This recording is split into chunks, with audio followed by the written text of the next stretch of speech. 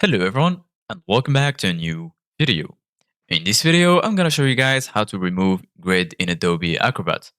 So if you guys want to learn how to do it, just follow the steps that I'm gonna show you.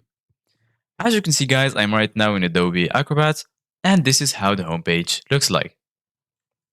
So right here in the left side of your screen, you're gonna find recent files, stored files, your files, scans, shared by you, shared by others.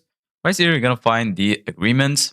And here you're gonna find other file storage. You can add a file storage from here. Right here, you're gonna find the recommended tools for you. And here you're gonna find the list of the recent files.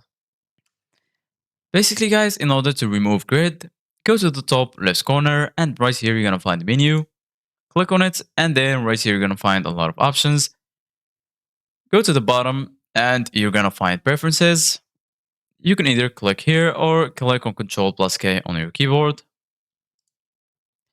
Once you click on preferences, you're gonna be right here in this menu.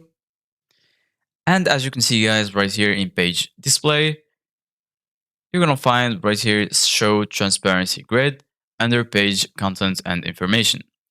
So basically guys, if you check it, you're gonna be enabling the grid, and if you uncheck it, you're gonna remove the grid.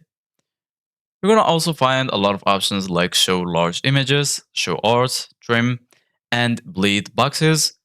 Use logical page numbers, use smooth zooming, use transparency grid, always show document page size. Right here, you're gonna find use overprint preview, only for PDF or X file, never, always, or automatic. Right here, you can check use shift plus click for multiple selection with auto preview. And right here, you're gonna find default transparency bleeding color space, work in RGB, or you can change it to work in CMYK. So once you finish changing, go ahead and click on OK, and then your changes will be saved. Thank you guys for watching. See you guys in the next video.